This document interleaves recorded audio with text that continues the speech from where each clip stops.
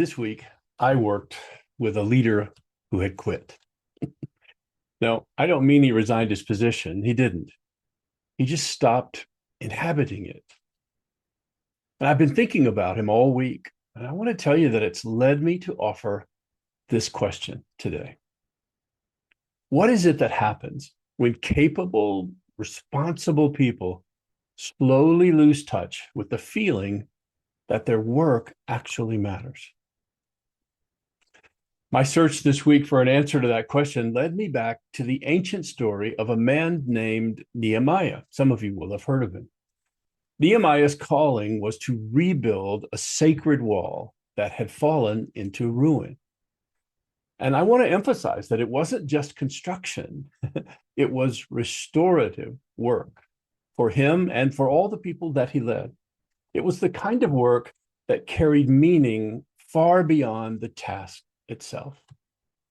And as soon as he begins the job, wouldn't you know, the distractions arrive. Some people begin to criticize him for what he's doing, and others begin to pressure him for the way that he's doing it. And some very reasonably urge him to just step away, saying things like, "This is going to be difficult. Come down and talk with us for a while. Just come down from the wall and let us reason together about what you're doing." Now, in the story, Nehemiah responds with a line that has echoed across centuries. He said to all the people, "I am doing a great work, and I cannot come down." You know, that sentence has stayed with me since the moment I first heard it. And it's not just because of the focus it reflects, it's because of what it reveals about how he saw his life and how he saw his responsibility to that life. Nehemiah believed he was doing a great work, not just respectable or productive or even profitable. Great work. And that belief changed everything. Because when you believe you're doing a great work, something shifts inside you. You feel a sense of responsibility. And I don't mean the heavy, joyless kind of responsibility. I mean a grounded awareness that this matters, that how you show up to it matters, that how you perform the work and how you are as you're doing it matters. You see, that's what changes things. And the closest illustration I can find to this is parenting, right? Where it seems like every decision you make as a parent is etched into the final sum of whether or not you got it right, whether you refused to give up, whether you stayed the course and did it with heart. And I have to say, now that I coach leaders every day, it makes me wonder out loud, how many leaders are rolling into their days with diligence and discipline and duty, but never once with the sense that they are doing something that is great work? Now, I don't ask that critically. I'm asking it compassionately, because somewhere along the way, you and I learned how to work hard. But we also may have forgotten how to work as though we were called to the work, whether we were filled with purpose and equipped to do something that was truly great. And remember, I'm not talking about success. I don't mean anything about titles or income or even fame. They're all irrelevant in this context. What I'm talking about is significance.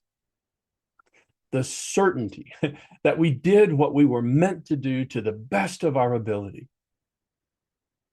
Nehemiah had that. And it's a thing that I honor and sometimes envy. And you know, the second thing I can't ignore in this story is just how reasonable the voices urging Nehemiah to come down actually sound. Think about it. No one asks him to give up completely or to accept that something in his calling was wrong or misunderstood. No, they only ask that he pause, that he take a rest, that he come back at a later time. And to my modern ears, they sound so rational. They sound responsible. Yeah, I would even say they sound wise. But I also know that our world, and especially our news feeds, are filled with voices reminding us to rest, to slow down, to protect our well-being. And I want to say that message really matters. But here's the part I think we sometimes forget to say out loud, that rest isn't the opposite of purpose. It's the fuel that keeps purpose alive and sustainable. One of my favorite philosophers is the ancient Stoic named Epictetus. And he had a very famous quote, speaks directly to this issue. He says, "You will break the bow if you keep it always bent." Can you just picture an archer with a drawn bow and just holding it and holding it and holding it? Yes. And what Epictetus said was true 2,000 years ago, and it is still true today. But it's also true that the purpose of the bow is not to remain relaxed. The purpose is to release the arrow. And the purpose of our lives is never fully realized until the gifts we've been given are in the same way released into the world. When they are aimed, when they're intentional, when they hit the mark, when they bring life.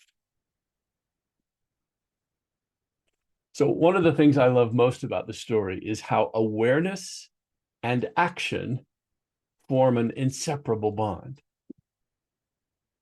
I mean, believing that you are doing a great work is what gets you up and onto the wall, right?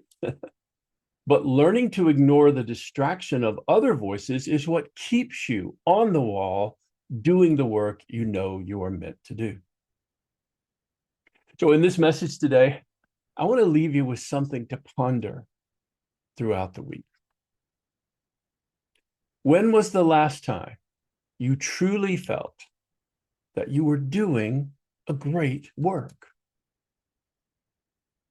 Now, I know for some of us, that question leads inward to the deeper work of discovering the purpose for which you were born, the thing that calls to you most clearly, and the thing that you are uniquely gifted to do. I understand that.